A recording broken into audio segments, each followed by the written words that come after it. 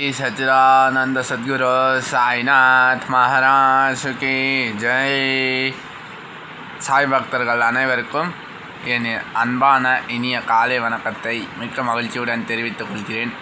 நேற்று குருவாரில் வீடியோ போடணும்னு நினச்சே முடியலை, லைவ் போடணுன்னு நினச்ச முடியலை. லைவ் போடாத காரணம் என்னன்னு கேட்டிங்கன்னா, நம்மள்கிட்ட இருந்த மொபைல் ஸ்டாண்ட் இப்போ இல்லை, அதனால் லைவ் போட முடியலை. திருப்பி ஏதாவது ஒரு சந்தர்ப்பம் வந்துச்சுன்னா நான் லைவ் போடுறேன். கண்டிப்பாக முடிஞ்சால் இன்றைக்கி லைவ் போட முடிஞ்சால் போடுறேன், இல்லைன்னா கொஞ்சம் கஷ்டம்தான் கைஸ். இல்லைன்னா ஞாயிற்றுக்கிழமை ஆனால் நான் லைவுக்கு வருவேன். வரப்போ நான் கம்யூனிட்டி போஸ்ட்டில் போட்டுடுறேன்.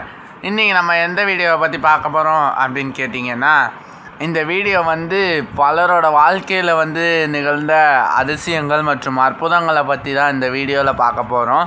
அதாவது பாபா கடைசியில் ஒரே ஒரு முடிவு என்ன தெரியுமா சொல்லுவார்? நான் எப்போதும் என் பக்தர்களுடன் இருக்கிறேன், நம்பிக்கை வைத்தால் நான் அவர்களை பாதுகாத்து கொள்வேன். இதுதான் பாபா சொல்லும் வேத வாக்காகவும் சக்தியாகவும் இன்று தோன்றுகிறது நம் வாழ்க்கையில். அனைவரும் இந்த வீடியோவை பாருங்கள், இந்த பதிவை எல்லோருக்கும் ஷேர் செய்யுங்கள், லைக் செய்யுங்கள், சப்ஸ்கிரைப் செய்து கொள்ளுங்கள். வாருங்கள் நாம் வீடியோக்குள் போகலாம்.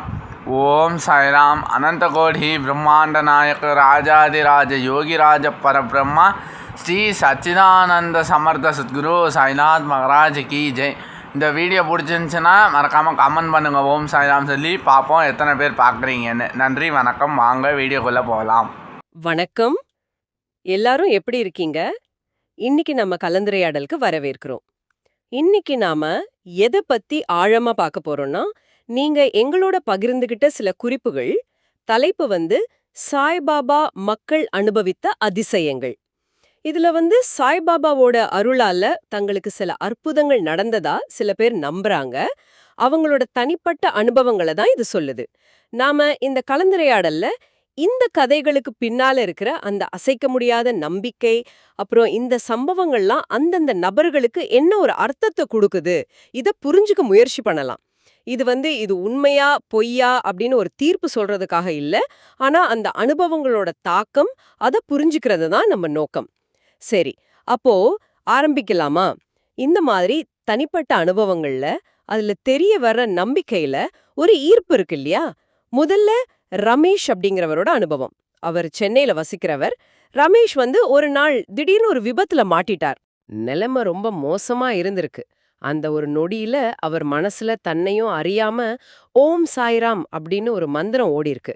அதே நேரம் என்ன ஆச்சுன்னா, அவரை மேல மோத வந்த ஒரு பெரிய வண்டி அது ஏதோ காரணத்தால கடைசி நிமிஷத்துல நின்னுடுச்சு.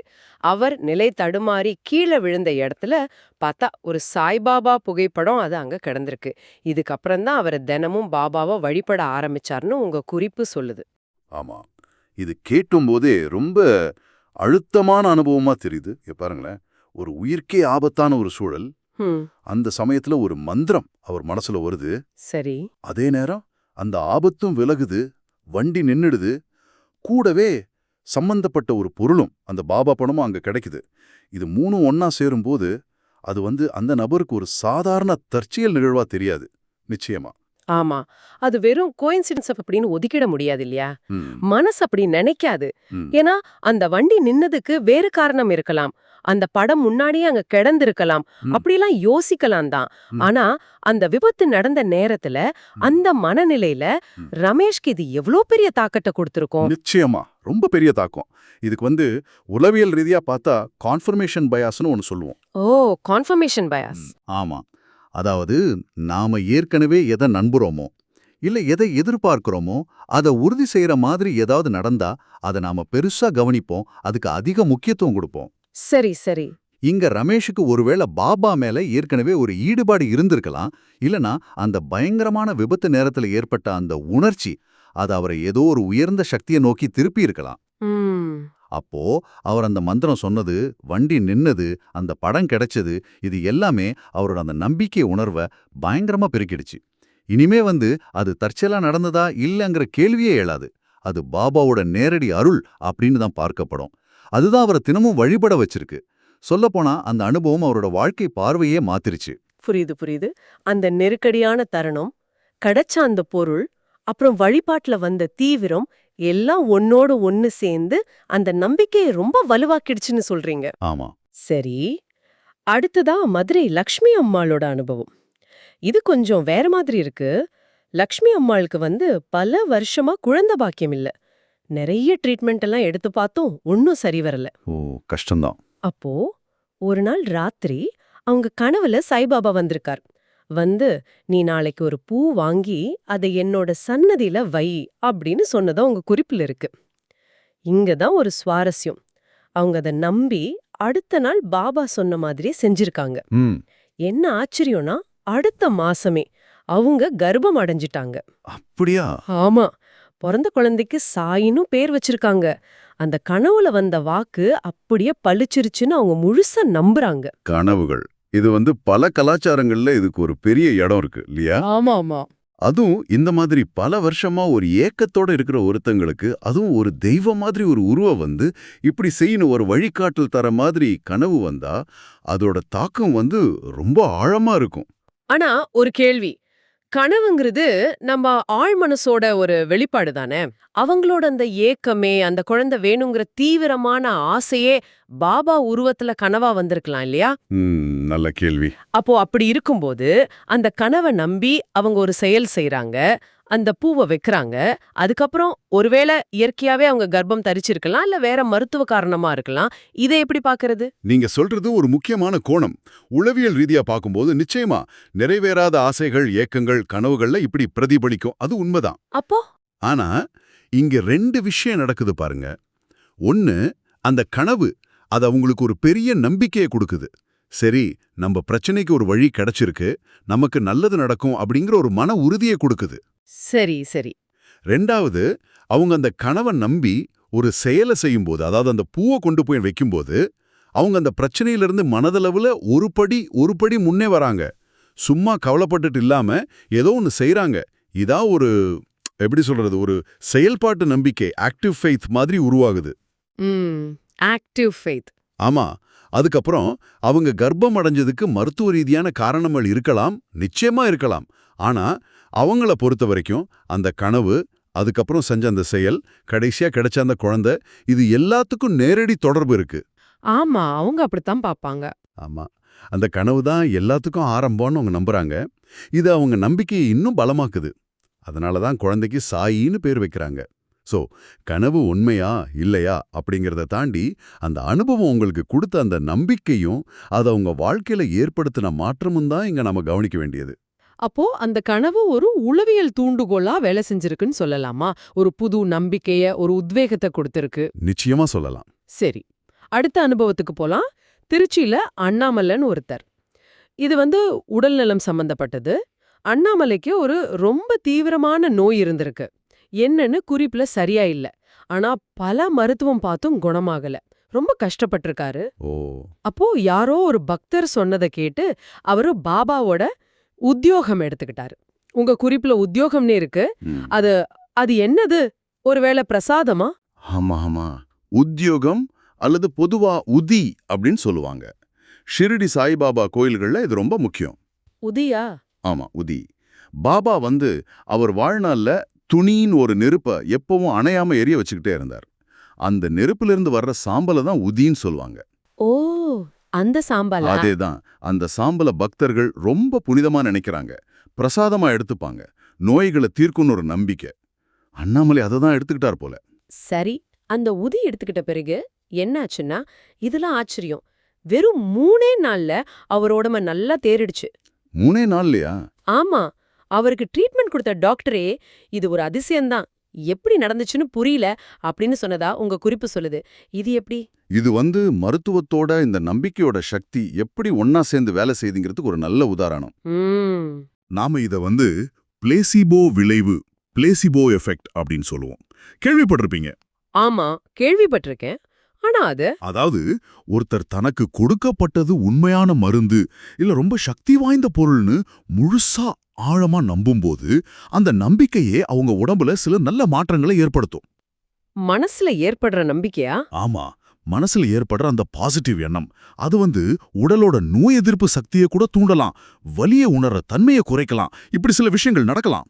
அப்போ இது வெறும் மனசு சம்பந்தப்பட்ட விஷயம்தானா இல்ல உடம்புலயும் நிஜமா மாற்றம் நடக்குமா? ஏன்னா இங்க பாருங்க, டாக்டரே அதிசயம்னு சொல்றாரு. அதுதான் இதுல சுவாரஸ்யமான விஷயம்.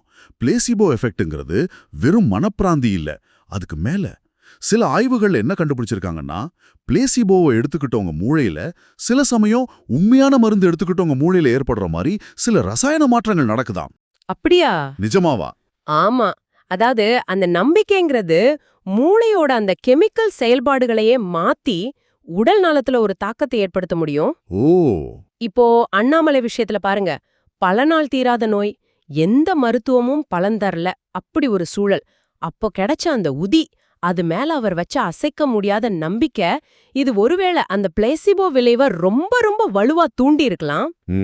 இருக்கலாம். அதனாலதான் டாக்டரே ஆச்சரியப்படுற அளவுக்கு ஒரு முன்னேற்றம் நடந்திருக்கு. இது மருத்துவத்தை தப்புன்னு சொல்ற விஷயம் இல்ல, ஆனா நம்ம மன வலிமையும் நம்பிக்கையும் கூட நம்ம உடல் நலத்துல ஒரு முக்கியமான பங்கு வகிக்குதுங்கிறத இது காட்டுது. ஓ, இது நிஜமாவே ஆச்சரியமான விஷயம்தான். நம்பிக்கை மனசை தாண்டி உடலையும் பாதிக்குங்கிறது.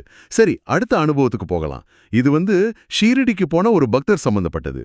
ஒருத்தர் ஷீரடிக்கு யாத்திரை போயிருக்கிறார். சரி, அங்க பாபா சன்னதியில விளக்கேத்தி மனசு உருகி வேண்டிக்கிட்டார். என்னான்னு கேட்டா, என் மகனுக்கு எப்படியாவது ஒரு நல்ல வேலை கிடைக்கணும் பாபா அப்படின்னு. அவரு ஷீர்டியிலிருந்து திரும்பி ஊருக்கு வரார். அங்க வந்தா அவருக்கு ஒரு நல்ல செய்தி காத்துட்டு இருக்கு. என்ன செய்தி? அவர் மகனுக்கு ஒரு அரசாங்க ஆபீஸ்ல வேலை கிடைச்சிருக்கு. ஓ, அப்படியா? ஆமா, அவர் ஷீர்டியில வேண்டுனதுக்கும் இங்க வேலை கிடைச்சதுக்கும் நேரடியா தொடர்பு இருக்குன்னு ஒரு உறுதியா நம்புறார். இது இந்த பக்தி செயல்கள் அதோட முக்கியத்துவத்தை நல்லா காட்டுது. இந்த மாதிரி யாத்திரை போறது, ஒரு புண்ணிய ஸ்தலத்துல போய் ஒரு குறிப்பிட்ட சடங்கு செய்யறது, இங்க விளக்கேத்துறது, ஒரு வேண்டுதல் வைக்கிறது, இது எல்லாமே வெறும் சம்பிரதாயம் மட்டும் இல்ல. அப்புறம் இது ஒருத்தரோட நம்பிக்கைய இன்னும் அழுத்தமா வெளிப்படுத்தவும், அந்த நம்பிக்கையை இன்னும் தீவிரப்படுத்தவும் உதவுது. அது எப்படி? வீட்ல இருந்தே வேண்டிக்கலாமே. கஷ்டப்பட்டு யாத்திரை போய் அங்க வேண்டிக்கிறதுல அப்படி என்ன வித்தியாசம் வருது மனோதத்துவ ரீதியா? நல்ல கேள்வி கேட்டீங்க. ஒரு விஷயம் என்னன்னா, நாம ஒரு காரியத்துக்காக எவ்வளவு அதிகமா முயற்சி எடுக்கிறோமோ, உடலால, பணத்தால, நேரத்தால, அந்த காரியத்தோட மதிப்பு நம்ம மனசுல அதிகமாகும். சரி. இப்போ ஷிரடிக்கு போறதுங்கிறது சாதாரண விஷயம் அல்ல, ஒரு முயற்சி. அது அங்க போய் அந்த சூழல்ல மத்த பக்தர்களோட சேர்ந்து ஒரு வேண்டுதலை வைக்கும்போது அதுக்கு ஒரு தனிப்பட்ட சக்தி இருக்குன்னு நம்ம மனசு நம்ப ஆரம்பிக்குது. அந்த இடத்தோட மகிமை, கூட்டத்தோட சக்தி. ஆமா, நான் இவ்ளோ தூரம் வந்துட்டேன், இவ்ளோ பக்தியோட கேட்கறேன், நிச்சயம் இது நடக்கும் அப்படிங்கிற எதிர்பார்ப்பு ரொம்ப வலுவாகுது. இங்க பாருங்களேன், அவரு வேண்டுதல் வச்ச நேரமோ, அது நிறைவேறினதா அவருக்கு தெரிய வர்ற நேரமோ, அதாவது அவர் ஊர் திரும்பினதும் அந்த செய்தி கிடைக்குது பாருங்க, அது ரொம்ப கரெக்டா பொருந்தி போகுது. ஆமா ஆமா, அந்த டைமிங் வேறொரு லெவலுக்கு எடுத்துட்டு போகுது. ஆமா, அந்த நேர பொருத்தம் அது ஒரு சாட்சி மாதிரி ஆயிடுது, நம்பிக்கைய உறுதிப்படுத்துது. நிச்சயமா. சரி, இதே மாதிரி வேலை சம்பந்தப்பட்ட இன்னொரு அனுபவம். ரவின்னு ஒருத்தர். ரவி பல வருஷமா வேலை இல்லாம ரொம்ப சிரமப்பட்டிருக்கார். கஷ்டம்தான். அவர் என்ன செஞ்சிருக்காருன்னா, தினமும் காலையில எழுந்து பாபா படம் முன்னாடி ஒரு நெய் விளக்கு ஏத்தி, சாய்பாபா எனக்கு ஒரு நல்ல வாய்ப்பு தா பாபா அப்படின்னு மனமுருகி வேண்டிக்கிட்டே இருந்திருக்காரு. தொடர்ந்து விடாம செஞ்சிருக்காரு. ஆமா, அப்படி செஞ்சுட்டே வந்தப்போ 3 வாரத்துக்குள்ள ஒரு பெரிய கம்பெனில இருந்து இன்டர்வியூ கால் வந்திருக்கு, வேலையும் கிடைச்சிருக்கு. பரவாயில்லையே. ரவி இத முழுக்க முழுக்க இது பாபா அருள் அப்படின்னு தான் நம்புறார். இன்னிக்கும் அந்த நன்றி உணர்வோட தினமும் ஆரத்தி எடுக்கிறது நிறுத்தவே இல்லையா. இதுவும் பாருங்க, முன்னாடி பார்த்த அனுபவத்துல ஒரு குறிப்பிட்ட நிகழ்வு, அதாவது அந்த யாத்திரை, அது நம்பிக்கையை வெளிப்படுத்தின மாதிரி இங்க ஒரு தொடர்ச்சியான செயல்பாடு, இந்த தினமும் விளக்கேத்துறது, அது அந்த வேலையை செய்யுது. தொடர்ச்சியா செய்யறது. ஆமா, வேலை தேடுறதுங்கிறது, அதுவும் பல வருஷமா தேடுறதுங்கிறது ரொம்ப மன அழுத்தம் தரக்கூடிய காலம். ஒரு நிச்சயமற்ற தன்மை இருக்கும். ஆமா, என்ன நடக்குமோ ஏது நடக்குமோன்னு ஒரு பயம், ஒரு கவலை இருந்துட்டே இருக்கும். அந்த மாதிரி நேரத்துல தினமும் இப்படி ஒரு சடங்கு செய்யறது, அது உளவியல் ரீதியா எப்படி உதவி செய்யும்? நிச்சயமா உதவி செய்யும். தினமும் காலையில எழுந்து அந்த விளக்கேத்தி வேண்டிக்கிறது, அது அந்த நிச்சயமற்ற சூழல்ல ஒரு ஒழுங்க கொடுக்குது, ஒரு விதமான கட்டுப்பாட்டு உணர்வு, சென்ஸ் ஆஃப் கண்ட்ரோலை கொடுக்குது. கட்டுப்பாட்டு உணர்வா? ஆமா, அதாவது எல்லாமே என் கையை மீறி போகல, என்னால முடிஞ்ச முயற்சியை நான் செய்யறேன், அதே சமயம் என்னால முடியாததை நான் தெய்வத்துக்கிட்ட ஒப்படைக்கிறேன் அப்படிங்கிற ஒரு மனநிலையை அது உருவாக்குது. இது அந்த கஷ்டமான காலத்தை கடந்து போக தேவையான ஒரு மன உறுதியையும் ஒரு நம்பிக்கையும் கொடுக்குது. அந்த சடங்கு ஒரு ஆங்கர் மாதிரி, ஒரு பிடிப்பு மாதிரி செயல்படுது. ஓ, சரி சரி. ஒரு டெய்லி ருட்டீன், ஒரு நம்பிக்கை, அது ஒரு பிடிப்ப கொடுக்குது. ஆமா. அந்த விடாமுயற்சியும் அந்த தொடர் வேண்டுதலும் இருக்கிற சமயத்துல எப்போ அவருக்கு அந்த வெற்றி கிடைக்குதோ, இங்க வேலை கிடைச்சது, அப்போ அந்த வெற்றியை நேரடியா அந்த சடங்கோடையும் தெய்வத்தோட அருளோடையும் இணைச்சு பார்க்கறது ரொம்ப இயல்பா நடக்குது. நான் செஞ்சதுக்கு பலன் கிடைச்சதுன்னு நினைக்கிறாங்க. அதேதான். நான் தினமும் விளக்கேத்தினேன், அதனால தான் இந்த வேலை கிடைச்சது அப்படிங்கிற எண்ணம் உருவாகுது. இது அவரோட நம்பிக்கையை ஆழப்படுத்துறதோட மட்டும் இல்லாம அவரோட எதிர்கால நடத்தையையும், அதாவது தொடர்ந்து ஆரத்தி எடுக்கிறதையும் தீர்மானிக்குது. இது ஒரு நேர்முறை பின்னூட்ட வளையம் மாதிரி. செஞ்சேன், நல்லது நடந்துச்சு, அதனால திரும்பவும் செய்றேன். இப்படி ரொம்ப ரொம்ப தெளிவா புரியுது. அந்த தொடர் செயல்பாடு எப்படி நம்பிக்கையா காப்பாத்தி வச்சிருக்கு, வெற்றி கிடைத்ததும் அதுக்கு எப்படி ஒரு காரணம் கற்பிக்கப்படுது, அது எப்படி எதிர்கால பக்தியையும் வழி நடத்துதுன்னு நல்லா சொன்னீங்க. ம் அப்போ நாம இப்போ பார்த்த இந்த 5 அனுபவங்களையும் ஒட்டு மொத்தமா எப்படி தொகுத்து பார்க்கலாம்? விபத்திலிருந்து தப்புனது, குழந்தை பாக்கியம் கிடைச்சது, நோய் குணமானது, வேலை கிடைச்சது, இப்படி பல விதமான சூழல்கள்ல பாபாவோட அருள் தங்களுக்கு உதவி செஞ்சதா இந்த நபர்கள் நம்புறாங்க. உங்க குறிப்புகள்ல இருந்து சாய்பாபாவோட வாக்கியம் ஒன்னு ஞாபகம் வருது. நான் எப்போதும் என் பக்தர்களுடன் இருக்கிறேன், நம்பிக்கை வைத்தால் நான் காத்துக்கொள்வேன். இந்த வாக்கியம் இந்த எல்லா அனுபவங்களுக்கும் ஒரு மைய இழை மாதிரி இருக்கு இல்லையா? ஆமா, மிகச்சரியா சொன்னீங்க. இந்த எல்லா கதைகளும் காட்டுற ஒரு பொதுவான விஷயம் என்னன்னா, நம்பிக்கைங்கிறது ஒரு தனி நபரோட வாழ்க்கையில அவங்க உலகத்தை பார்க்குற விதத்துல எவ்வளோ ஆழமான தாக்கத்தை ஏற்படுத்துதுங்கிறது தான். அவங்க வாழ்க்கையில நடக்கிற நல்லது கெட்டது அதை அவங்க எப்படி எதிர்கொள்றாங்க, அதுக்கு அவங்க என்ன அர்த்தம் கொடுக்கறாங்க, இது எல்லாத்தையுமே அந்த நம்பிக்கை தான் வடிவமைக்குது. சரிதான். ஒரு கஷ்டம் வரும்போது துவண்டு போகாம இருக்கவும், ஒரு நல்லது நடக்கும்போது அதுக்கு நன்றி சொல்லவும், வாழ்க்கைக்கே ஒரு அர்த்தத்தை கொடுக்கவும் இந்த நம்பிக்கை ஒரு கருவியா இருக்கு. இந்த மாதிரி அற்புதங்கள் நடந்ததா சொல்லப்படுற கதைகள், இதை கேட்கறதுல நம்பிக்கை உள்ளவங்களுக்கு பெரிய ஆறுதலையும் மன உறுதியையும், நம்ம தனியா இல்ல, ஏதோ ஒரு தெய்வீக சக்தி நம்ம கூட இருக்குங்கிற ஒரு உணர்வையும் கொடுக்குது. ஆமா, நம்ம திரும்பவும் சொல்றோம், இது உண்மையா நடந்துச்சா இல்லையான்னு தீர்ப்பு சொல்றது நம்ம வேலை இல்ல, அது முக்கியமும் இல்லை இப்போதைக்கே. ஆனா இந்த அனுபவங்கள் அந்தந்த பக்தர்களுக்கு என்ன அர்த்தத்தை கொடுத்துச்சு, அவங்க வாழ்க்கைய அது எப்படி பார்க்க வச்சது, அவங்களோட யதார்த்தத்தை, அவங்க வாழ்ற உலகத்தை அது எப்படி வடிவமைச்சது, அதுதான் நாம கவனிக்க வேண்டிய முக்கியமான விஷயம். ரொம்ப நல்லா சொன்னீங்க. பக்தர்களோட இந்த அனுபவங்களையும் அதுக்கு பின்னால இருக்கிற அந்த நம்பிக்கையோட பல பரிமாணங்களையும் பத்தி இந்த கலந்துரையாடல்ல எங்களோட இணைஞ்சதுக்கு ரொம்ப நன்றி. நன்றி. நீங்க யோசிச்சு பார்க்கறதுக்காக ஒரு கேள்வியை மட்டும் விட்டுட்டு போறோம். இந்த மாதிரி தனிப்பட்ட அனுபவங்கள் அது ஒரு தனிநபரோட நம்பிக்கையை மட்டும் எப்படி உருவாக்குது, எப்படி வலுப்படுத்துதுன்னு பார்த்தோம். ஆனா யோசிச்சு பாருங்க, ஒரு சமூகத்துல, ஒரு குழுக்குள்ள இந்த மாதிரி கதைகள் திரும்ப திரும்ப பகிரப்படும் போது அது அந்த சமூகத்தோட, அந்த குழுவோட ஒட்டுமொத்த நம்பிக்கைய எப்படி பாதிக்கும், எப்படி வலுப்படுத்தும். ஒருத்தருக்கு நடந்ததா சொல்லப்படுற ஒரு அற்புதம் அதை கேட்கிற 100 பேரோட 1000 பேரோட நம்பிக்கைய எப்படியெல்லாம் மாற்றி அமைக்கும். இப்படி தலைமுறையா பகிரப்படுற இந்த அற்புத கதைகள் ஒரு நம்பிக்கை சார்ந்த பாரம்பரியத்தை, ஒரு கலாச்சாரத்தை உயிர்ப்போட வச்சிருக்கிறதுல என்ன பங்கு வகிக்கின்றன, இத பத்தி நீங்க யோசிச்சுட்டு பாருங்க. மீண்டும் அடுத்த கலந்துரையாடல்ல சந்திப்போம். நன்றி.